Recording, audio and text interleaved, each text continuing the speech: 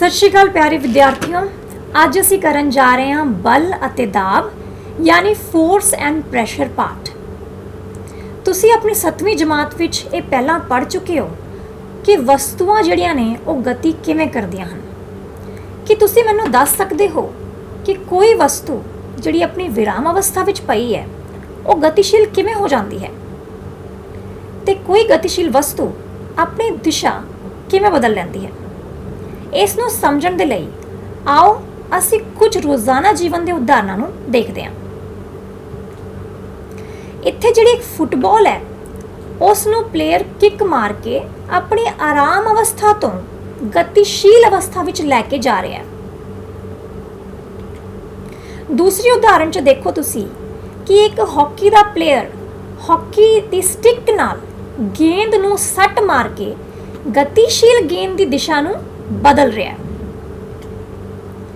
तीसरी उदाहरण है एक फील्डर दी जिहड़ा बैट्समैन द्वारा हिट की गई गेंद नूं रोकण की कोशिश कर रहा है। इन्हां सारियां उदाहरणों विच ही जिहड़ी गेंद है उसनूं उसदी गति नूं तेज़ करन या हौले करन दी कोशिश हो रही है जां इस गेंद की दिशा नूं बदलण की कोशिश हो रही है। असी जदों भी गेंद नूं सट मारदे हां, ठोकर मारदे हां जां उस उत्ते कोई धक्का लाउंदे हां तां जिहड़ा गेंद है इस उत्ते बल लगता है। फिर ये बल है की चीज़। इस बल नूं समझण दे लई असी कुछ उदाहरण लैंदे हां, एक क्रिया नूं समझदे हां। इस क्रिया दे लई सब तो पहला जिहड़े भी कारज ने उसनूं दो पार्ट्स विच डिवाइड करांगे। एक कि ये कारज पुश विच आ रहे ने, असी इसनूं पुश कर सकते हैं कि नहीं, तो दूसरा इसनूं असी पुल कर सकते हैं कि नहीं। यानी अपकर्षण ते अभिकरण जिहड़े ने असी दो कैटेगरीज विच इन्हां कारजां नूं डिवाइड करांगे। पहला कारज जिवें तुसीं देख सकते हो कि एक पुस्तक है जिहड़ी टेबल ते पई है, इसनूं एक बंदा अपने वाल खिंच भी सकता है जब धकेल भी सकता है। यानी इस उत्ते दोवें ही कारज लग सकते हैं, पुश भी हो सकता है ते पुल भी हो सकता है। दूसरी उदाहरण देखो कि जिहड़ा डोर है, दरवाज़ा है, उसनूं खोलण दे लई तुसीं इसनूं खिंच भी सकते हो जां धकेल भी सकते हो बंद करन वास्ते। तां पुश भी लग सकता है दरवाजे ते पुल भी लग सकता है। एक होर एग्जाम्पल विच जिहड़ा खूह है ਉਹਦੇ ਵਿੱਚੋਂ ਜਦੋਂ ਤੁਸੀਂ ਪਾਣੀ ਨੂੰ ਬਾਹਰ ਕੱਢਣਾ ਹੈ ਤੇ ਪਾਣੀ ਨੂੰ ਬਾਹਰ ਕੱਢਣ ਲਈ ਤੁਸੀਂ ਕੀ ਕਰ ਸਕਦੇ ਹੋ? ਆਬਵੀਅਸਲੀ ਤੁਸੀਂ ਉਸ ਨੂੰ ਪਾਣੀ ਦੀ ਬਾਲਟੀ ਨੂੰ ਪੁੱਲ ਕਰੋਗੇ, ਯਾਨੀ ਖੂਹ ਵਿੱਚੋਂ ਤੁਸੀਂ ਉਸ ਨੂੰ ਖਿੱਚੋਗੇ। ਇੱਥੇ ਇੱਕ ਜਿਹੜਾ ਪੈਨਲਟੀ ਕਿੱਕ ਕਰਨ ਸਮੇਂ ਜਿਹੜਾ ਖਿਡਾਰੀ ਹੈ ਉਹ ਵਿਰਾਮ ਅਵਸਥਾ 'ਚ ਪਈ ਹੋਈ ਜਿਹੜੀ ਗੇਂਦ ਹੈ ਉਸ ਦੇ ਉੱਤੇ ਠੋਕਰ ਮਾਰ ਕੇ ਉਸ ਨੂੰ ਗਤੀ ਵਿੱਚ ਕਰਨ ਦੀ ਕੋਸ਼ਿਸ਼ ਕਰ ਰਿਹਾ। एक होर उदाहरण देखो, इत्थे जिहड़ा अपना बैट्समैन है वो बैट नाल बड़ी गति विच आ रही गेंद नूं सट मार के उसकी दिशा नूं बदलण की कोशिश कर रहा है। इत्थे बहुत सारा समान जिहड़ा है वो एक रेड़े ते है ते उसनूं एक बंदा बल ला के अगे नूं धकेलण की कोशिश कर रहा। जिहड़ा ड्रॉर है उसनूं खिच्चण दे लई तुसीं की करोगे, किहड़ा कारज करोगे? ਤੇ ਉਸ ਨੂੰ ਖਿੱਚਣ ਲਈ ਤੁਸੀਂ ਉਸ ਨੂੰ ਪੁੱਲ ਕਰੋਗੇ, ਆਪਣੇ ਵੱਲ ਖਿੱਚੋਗੇ। ਹੁਣ ਇਹਨਾਂ ਸਾਰੀਆਂ ਉਦਾਹਰਨਾਂ ਦੀ ਅਸੀਂ ਇੱਕ ਸਾਰਣੀ ਤਿਆਰ ਕਰ ਸਕਦੇ ਹਾਂ ਜੋ ਕੁਝ ਇਸ ਪ੍ਰਕਾਰ ਦੀ ਦਿਸੇਗੀ। ਇੱਥੇ ਕੁਝ ਅਸੀਂ ਦੇਖ ਸਕਦੇ ਹਾਂ ਕਿ ਜਿਹੜੇ ਕਾਰਜ ਨੇ ਉਹਨਾਂ ਵਿੱਚ ਪੁਸ਼ ਅਤੇ ਪੁੱਲ ਦੋਵੇਂ ਲੱਗ ਸਕਦੇ ਨੇ। ਕੁਝ ਕਾਰਜ ਵਿੱਚ ਕੇਵਲ ਪੁਸ਼ ਲੱਗ ਰਿਹਾ ਤੇ ਕੁਝ ਕਾਰਜ ਵਿੱਚ ਕੇਵਲ ਪੁੱਲ ਲੱਗ ਰਿਹਾ। यानी कि किसी वस्तु नूं गति विच लियाउण दे लई उस नूं जां तां तुहानूं धक्का देना पैना है, यानी पुश करना पैना है, जां उस नूं खिच्चना पैना है, यानी पुल करना पैना है।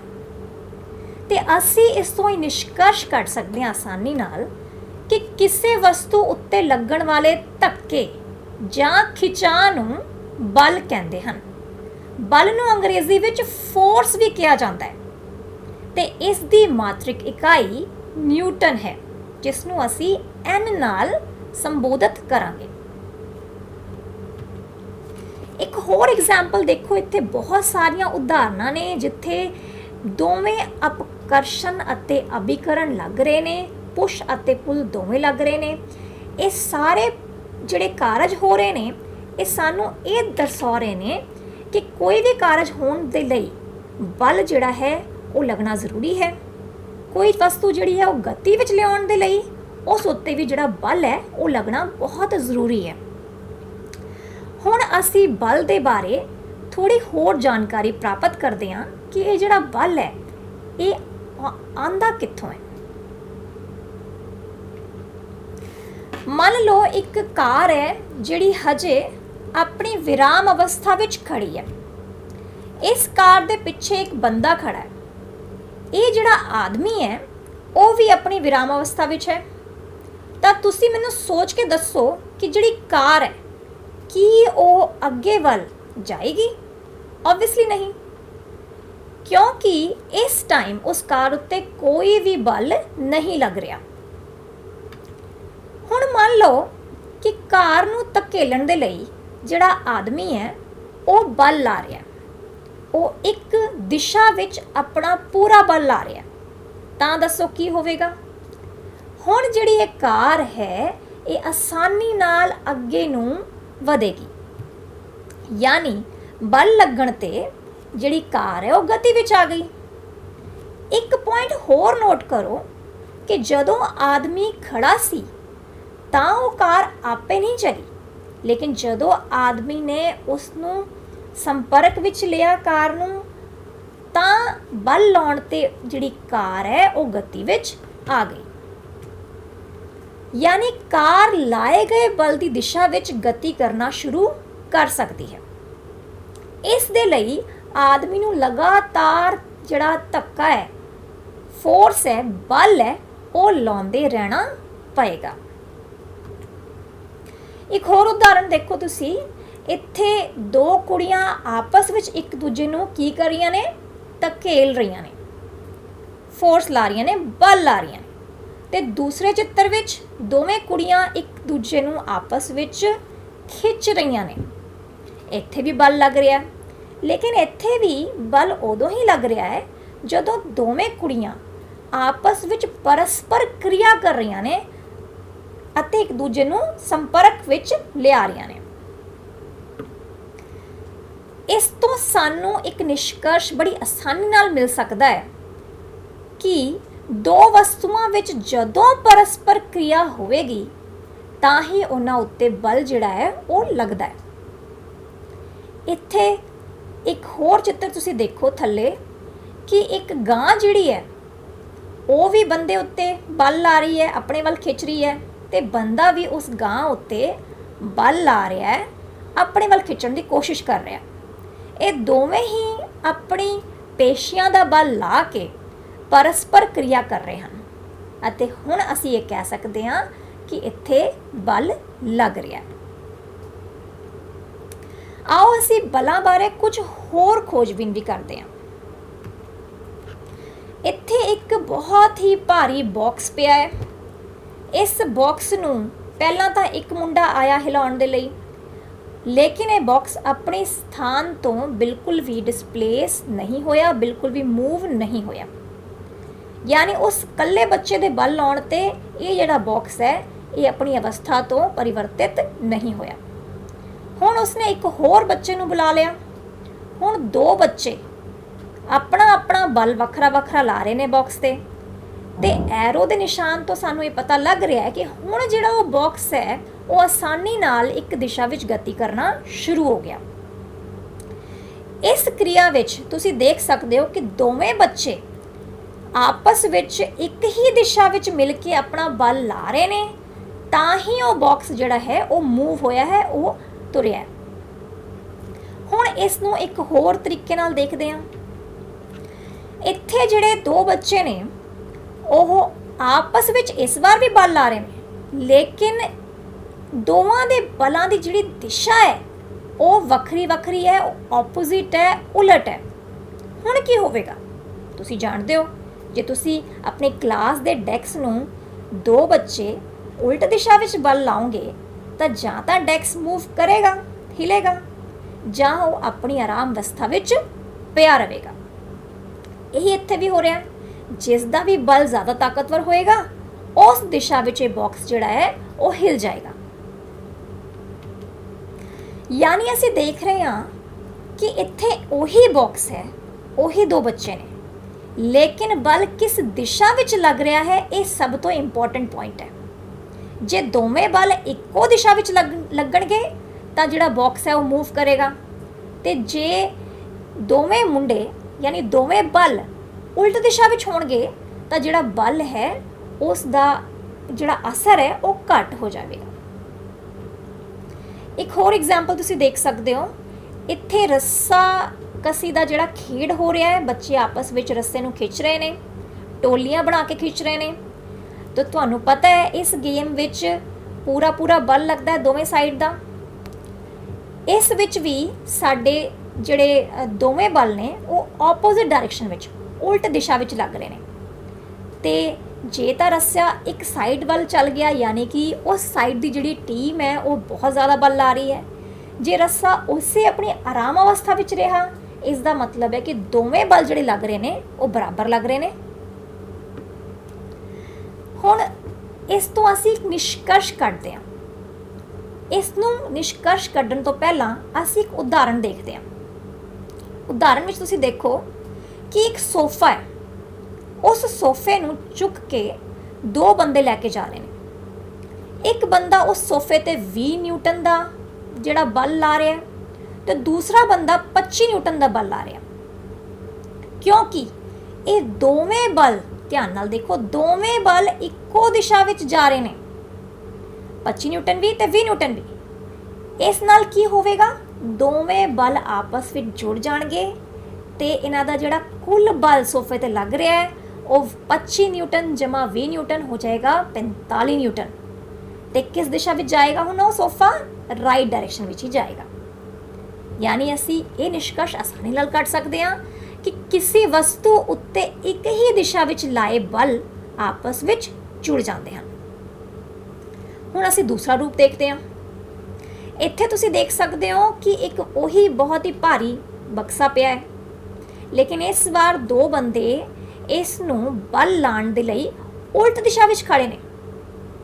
ਇੱਕ ਬੰਦਾ ਜਿਹੜਾ ਹੈ 200 ਨਿਊਟਨ ਦਾ ਬਲ ਲਾ ਰਿਹਾ ਹੈ ਰਾਈਟ ਸਾਈਡ ਦੀ ਡਾਇਰੈਕਸ਼ਨ ਵਿੱਚ, ਤੇ ਦੂਸਰਾ ਬੰਦਾ 100 ਨਿਊਟਨ ਦਾ ਬਲ ਲਗਾ ਰਿਹਾ ਹੈ ਉਲਟ ਡਾਇਰੈਕਸ਼ਨ ਵਿੱਚ, ਲੈਫਟ ਸਾਈਡ ਵਿੱਚ। ਤੇ ਹੁਣ ਕੀ ਹੋਵੇਗਾ, ਇਸ ਸਥਿਤੀ ਵਿੱਚ ਦੋਵੇਂ ਬੰਦਿਆਂ ਦੇ ਜਿਹੜੇ ਬਲ ਨੇ ਉਸ ਦਾ ਅੰਤਰ ਜੇ ਅਸੀਂ ਕੱਢ ਲਈਏ ਤਾਂ ਉਹ ਸਾਡਾ ਕੁੱਲ ਬਲ ਹੋਵੇਗਾ ਤੇ ਉਹੀ ਸਾਡਾ ਬਾਕਸ ਉੱਤੇ ਜਿਹੜਾ ਬਲ ਹੈ ਉਹ ਲੱਗ ਰਿਹਾ। ਯਾਨੀ ਕਿ ਜਿਹੜਾ 200 ਨਿਊਟਨ ਹੈ, ਜੇ ਤੁਸੀਂ ਇਸ ਨੂੰ ਘਟਾ ਦਿਓ 100 ਨਿਊਟਨ ਨਾਲ ਤਾਂ ਸਾਡੇ ਕੋਲ ਆਏਗਾ ਕੁੱਲ ਬਲ, ਨੈਟ ਫੋਰਸ 100 ਨਿਊਟਨ, ਤੇ ਜਿਹੜਾ ਬਾਕਸ ਹੈ ਉਹ 100 ਨਿਊਟਨ ਦੇ ਬਲ ਨਾਲ ਰਾਈਟ ਸਾਈਡ ਦੀ ਡਾਇਰੈਕਸ਼ਨ ਵੱਲ ਮੂਵ ਕਰੇਗਾ।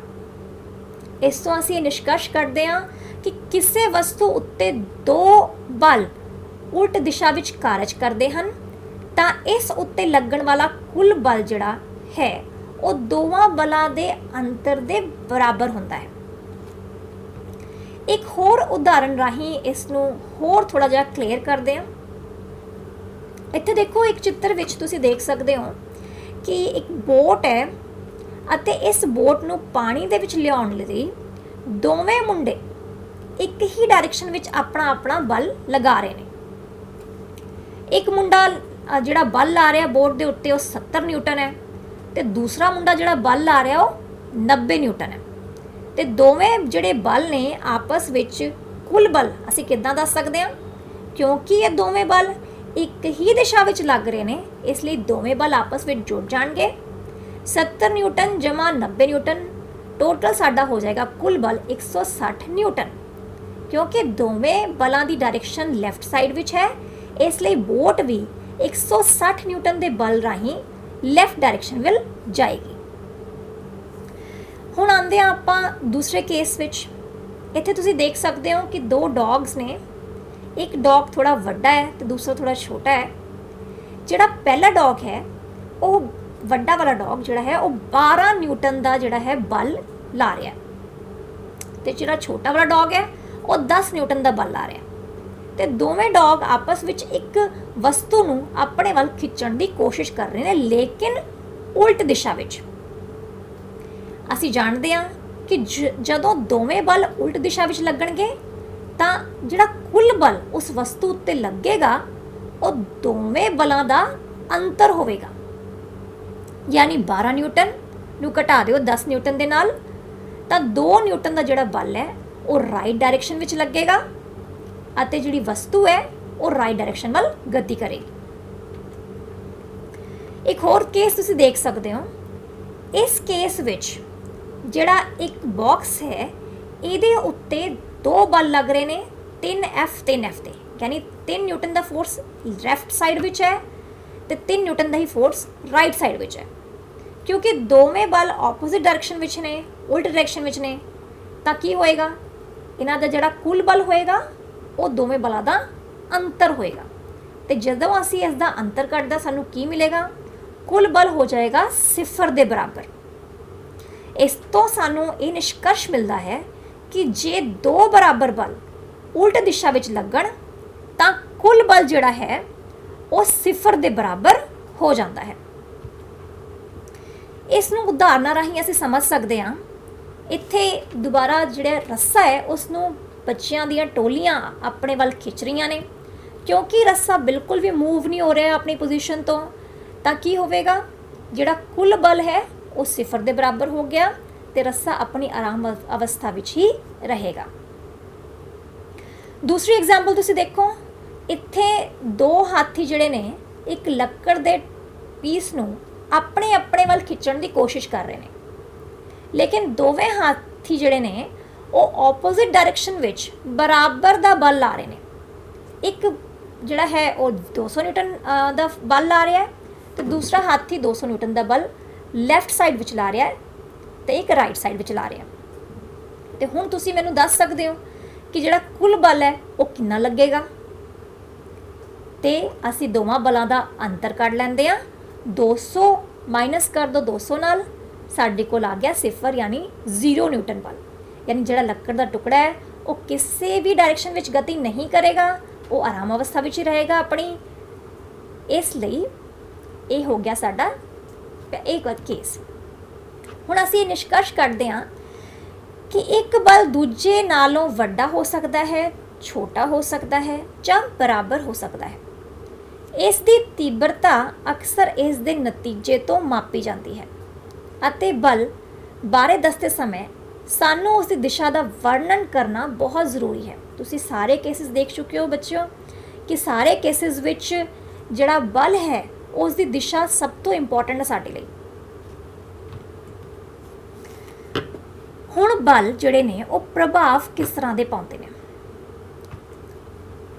ਇੱਥੇ ਤੁਸੀਂ ਦੇਖੋ ਕਿ ਜਿਹੜਾ ਇੱਕ ਬਲ ਹੈ ਉਹ ਵਸਤੂ ਦੀ ਗਤੀ ਵਿੱਚ ਪਰਿਵਰਤਨ ਕਰ ਸਕਦਾ ਹੈ। A force can change the state of motion। ਇਸ ਨੂੰ ਕਰਨ ਦੇ ਲਈ ਅਸੀਂ ਇੱਕ ਕਿਰਿਆ ਦੀ ਮਦਦ ਲੈਂਦੇ ਹਾਂ। ਮੈਂ ਇੱਕ ਕਿਰਿਆ ਕਰਕੇ ਦਿਖਾਉਂਦੀ ਹਾਂ ਤੁਹਾਨੂੰ। ਇੱਥੇ ਇੱਕ ਮੇਰੇ ਕੋਲ ਬਾਲ ਹੈ ਤੇ ਇਸ ਬਾਲ ਨੂੰ ਅਸੀਂ ਦੇਖੀਏ ਤਾਂ ਇਹ ਪਹਿਲਾਂ ਆਪਣੀ ਆਰਾਮ ਅਵਸਥਾ ਵਿੱਚ ਪਈ ਹੈ। ਇਹ ਬਾਲ ਆਪਣੀ ਆਰਾਮ ਅਵਸਥਾ ਵਿੱਚ ਪਈ ਹੈ, ਯਾਨੀ ਇਸ ਨੂੰ ਕਹਿੰਦੇ ਆ ਸਟੇਟ ਆਫ ਰੈਸਟ। ਹੁਣ ਇਸ ਬਾਲ ਨੂੰ ਅਸੀਂ ਗਤੀ ਕਰਾਣੀ ਹੈ। ਗਤੀ ਕਰਾਉਣ ਦੇ ਲਈ ਤੁਸੀਂ ਕੀ ਕਰ ਸਕਦੇ ਹੋ, ਇਸ ਨੂੰ ਮੈਂ ਆਪਣੇ ਹੱਥ ਨਾਲ ਬਲ ਦੇਣਾ ਹੈ, ਧਕੇਲ ਬਲ ਦੇਵਾਂਗੀ ਤਾਂ ਇਹ ਜਿਹੜੀ ਬਾਲ ਹੈ ਇਹ ਗਤੀ ਕਰੇਗੀ। ਇੱਕ ਵਾਰੀ ਹੋਰ ਦੇਖੋ, ਇਹ ਆਰਾਮ ਅਵਸਥਾ ਵਿੱਚ ਹੈ ਤੇ ਹੁਣ ਇਹ ਗਤੀ ਕਰਦੀ ਹੈ। ਤੇ ਜੇ ਇਹ ਤੇਜ਼ੀ ਨਾਲ ਆ ਰਹੀ ਹੈ ਤਾਂ ਤੁਸੀਂ ਇਸ ਨੂੰ ਬਲ ਲਾ ਕੇ ਰੋਕ ਸਕਦੇ ਹੋ। ਯਾਨੀ ਬਲ ਲਾ ਕੇ ਤੁਸੀਂ ਕਿਸੇ ਵਸਤੂ ਦੀ ਅਵਸਥਾ ਨੂੰ ਵਿਰਾਮ ਅਵਸਥਾ ਵਿੱਚ ਲਿਆ ਸਕਦੇ ਹੋ, ਗਤੀ ਵਿੱਚ ਲਿਆ ਸਕਦੇ ਹੋ। ਇੱਕ ਐਗਜ਼ਾਮਪਲ ਦੇਖਦੇ ਹਾਂ ਕਿ ਬਲ ਜਿਹੜਾ ਹੈ ਉਹ ਵਸਤੂ ਦੀ ਗਤੀ ਵਿੱਚ ਪਰਿਵਰਤਨ ਕਿਵੇਂ ਕਰ ਰਿਹਾ। ਇਸ ਐਗਜ਼ਾਮਪਲ 'ਚ ਪੈਨਲਟੀ ਕਿਕ ਸਮੇਂ ਜਿਹੜਾ ਖਿਡਾਰੀ ਹੈ ਉਹ ਗੇਂਦ ਉੱਤੇ ਬਲ ਲਾ ਰਿਹਾ। ਤੁਸੀਂ ਦੇਖੋ ਇੱਥੇ ਜਿਹੜੀ ਬਾਲ ਹੈ ਉਹ ਆਪਣੀ ਵਿਰਾਮ ਅਵਸਥਾ ਵਿੱਚ ਹੈ। ਜਦੋਂ ਪਲੇਅਰ ਨੇ ਬਾਲ ਨੂੰ ਹਿੱਟ ਕੀਤਾ ਤਾਂ ਉਹ ਗਤੀ ਦੀ ਆਪਣੀ ਅਵਸਥਾ ਵਿੱਚ ਬਦਲ ਗਈ ਹੈ। ਇਹ ਖੇਡ ਤਾਂ ਸਾਰੇ ਬੱਚਿਆਂ ਨੇ ਦੇਖਿਆ ਹੋਵੇਗਾ। ਟਾਇਰ ਨੂੰ ਇੱਕ ਬੱਚਾ ਜਿਹੜਾ ਹੈ ਉਹ ਸਟਿਕ ਦੇ ਨਾਲ, ਸੋਟੀ ਦੇ ਨਾਲ ਰੇੜ ਰਿਹਾ ਹੈ।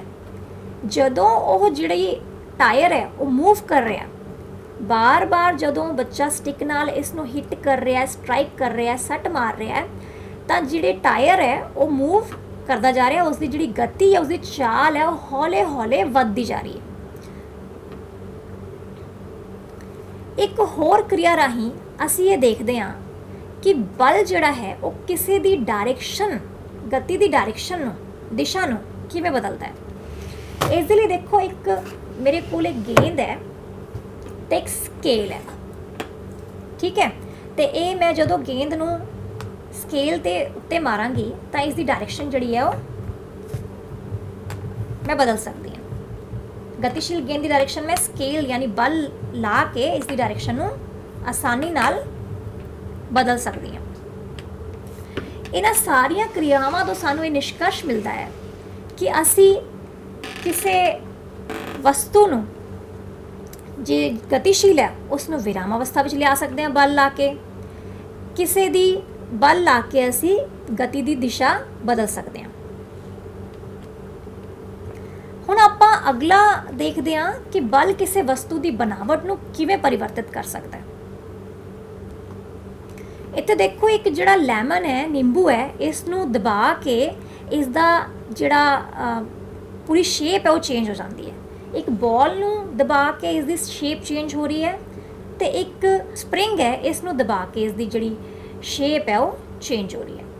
ਮੇਰੇ ਕੋਲ ਇੱਕ ਕਲੇ ਹੈ, ਇਸ ਨੂੰ ਵੀ ਅਸੀਂ ਦਬਾ ਕੇ ਮਤਲਬ ਬਲ ਲਾ ਕੇ ਇਸ ਦੀ ਸ਼ੇਪ ਹੈ, ਇਸ ਦੇ ਆਕਾਰ ਨੂੰ ਆਸਾਨੀ ਨਾਲ ਬਦਲ ਸਕਦੇ ਹਾਂ। ਦੂਸਰਾ ਮੇਰੇ ਕੋਲ ਇੱਕ ਬਲੂਨ ਹੈ, ਇਹ ਗੁਬਾਰੇ ਨੂੰ ਅਸੀਂ ਦਬਾ ਕੇ ਇਸ ਦੇ ਵੀ ਆਕਾਰ ਨੂੰ ਆਸਾਨੀ ਨਾਲ ਬਦਲ ਸਕਦੇ ਹਾਂ। ਇਹਨਾਂ ਸਾਰੀਆਂ ਉਦਾਹਰਨਾਂ ਤੋਂ ਅਸੀਂ ਇਹ ਦੇਖ ਸਕਦੇ ਹਾਂ ਕਿ ਇੱਕ ਰਬੜ ਨੂੰ ਸਟ੍ਰੈਚ ਕਰਕੇ ਉਸ ਦਾ ਆਕਾਰ ਬਦਲ ਜਾਂਦਾ ਹੈ, ਇੱਕ ਸਪੰਜ ਨੂੰ ਪ੍ਰੈਸ ਕਰਕੇ ਇਸ ਦਾ ਆਕਾਰ ਬਦਲ ਜਾਂਦਾ ਹੈ, ਇੱਕ ਸਪਰਿੰਗ ਨੂੰ ਦਬਾ ਕੇ ਇਸ ਦਾ ਆਕਾਰ ਆਸਾਨੀ ਨਾਲ ਬਦਲਿਆ ਜਾ ਸਕਦਾ ਹੈ, ਤੇ ਅਸੀਂ ਬਲ ਲਾ ਕੇ ਕਿਸੇ ਵਸਤੂ ਦੇ ਆਕਾਰ ਵਿੱਚ ਪਰਿਵਰਤਨ ਕਰ ਸਕਦੇ ਹਾਂ। ਬਲ ਲਾਉਣ ਉੱਤੇ ਅਸੀਂ ਇਹ ਸਾਰੀਆਂ ਕਿਰਿਆਵਾਂ ਦਾ ਨਿਸ਼ਕਰਸ਼ ਇਸ ਤਰ੍ਹਾਂ ਕੱਢ ਸਕਦੇ ਹਾਂ ਕਿ ਕਿਸੇ ਵਸਤੂ ਨੂੰ ਵਿਰਾਮ ਅਵਸਥਾ ਤੋਂ ਗਤੀ ਵਿੱਚ ਲਿਆ ਸਕਦੇ ਹਾਂ, ਗਤੀਸ਼ੀਲ ਵਸਤੂ ਦੀ ਚਾਲ ਵਿੱਚ ਪਰਿਵਰਤਨ ਕਰ ਸਕਦੇ ਹਾਂ, ਗਤੀਸ਼ੀਲ ਵਸਤੂ ਦੀ ਦਿਸ਼ਾ ਵਿੱਚ ਪਰਿਵਰਤਨ ਕਰ ਸਕਦੇ ਹਾਂ, ਵਸਤੂ ਦੀ ਸ਼ਕਲ ਵਿੱਚ ਵੀ ਅਸੀਂ ਬਲ ਲਾ ਕੇ ਪਰਿਵਰਤਨ ਕਰ ਸਕਦੇ ਹਾਂ। ਪਰ ਇਹ ਹਰ ਵਾਰ ਜ਼ਰੂਰੀ ਨਹੀਂ ਹੈ ਕਿ ਅਸੀਂ ਬਲ ਲਾਈਏ ਤਾਂ ਸਾਨੂੰ ਜਿਹੜਾ ਉਸਦਾ ਪ੍ਰਭਾਵ ਹੈ ਉਹ ਦੇਖਣ ਨੂੰ ਮਿਲੇ। ਜਿਵੇਂ ਕਈ ਵਾਰ ਬਲ ਲਾ ਕੇ ਵੀ ਕੋਈ ਪ੍ਰਭਾਵ ਨਹੀਂ ਪੈਦਾ ਹੁੰਦਾ।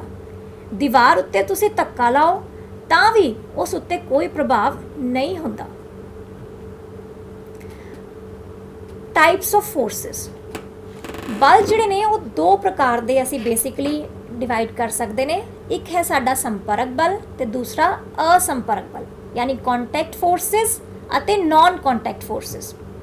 ਸੰਪਰਕ ਬਲ ਉਦੋਂ ਲੱਗਣਾ ਹੈ ਜਦੋਂ ਦੋ ਵਸਤੂਆਂ ਦੇ ਵਿੱਚ ਆਪਸੀ ਸੰਪਰਕ ਹੋਏ।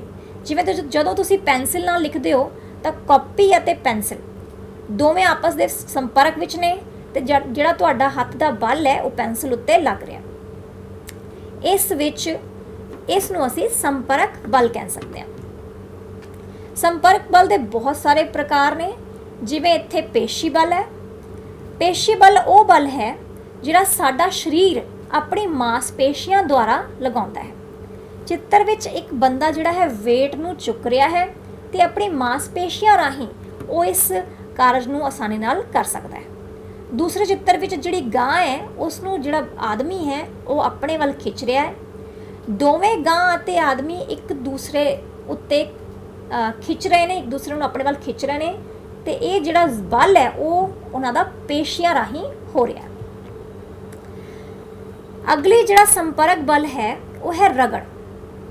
ਰਗੜ ਨੂੰ ਸਮਝਣ ਦੇ ਲਈ ਤੁਹਾਨੂੰ ਆਪਣਾ ਇੱਕ ਕੰਮ ਯਾਦ ਆਊਗਾ ਕਿ ਜਦੋਂ ਤੁਸੀਂ ਸਾਈਕਲ ਚਲਾਉਂਦੇ ਹੋ ਅਤੇ ਬ੍ਰੇਕ ਲਾ ਦਿੰਦੇ ਹੋ ਤੇ ਉਹ ਜਿਹੜੀ ਸਾਈਕਲ ਹੈ ਉਹ ਬੰਦ ਹੋ ਜਾਂਦੀ ਹੈ।